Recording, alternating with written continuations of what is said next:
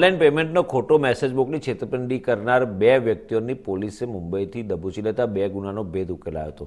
શહેરમાં મોતીબાગ પાસે આવેલા મેરીગોલ્ડ કોમ્પ્લેક્સ ખાતેની એપલ શોપ નામની દુકાનમાંથી બે એપલ કંપનીની જૂની વોચ 55,000માં ખરીદી કરી, જેના પૈસા ગૂગલ પે મારફતે ચૂકવવાનું કહી પ્રથમ નેટ ચાલતું ન હોવાનું બહાનું બતાવી અમે બાદમાં બલ્ક SMS નામની સાઇટ પરથી બનાવેલા આઈડીમાં દુકાનદારના નંબર એપ્લિકેશનમાં નાખી તેમાં રૂપિયાનું પેમેન્ટનો મેસેજ ટાઈપ કરી પેમેન્ટ ચૂકવવાનો ખોટો ટેક્સ્ટ મેસેજ મોકલી અને પૈસા નહીં ચૂકવી બે વ્યક્તિઓ વેપારી સાથે છેતરપિંડી કરી હતી।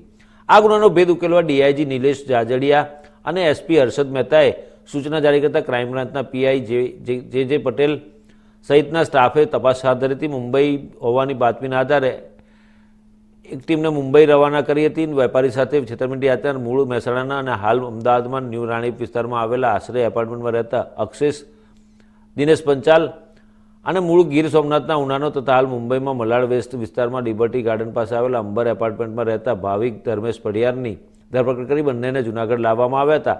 આ વ્યક્તિઓને ઝડપાઈ જવાથી જૂનાગઢ ઉપરાંત પોરબંદરના છેતરપિંડીના ગુનાનો ભેદ ઉકેલાયો હતો।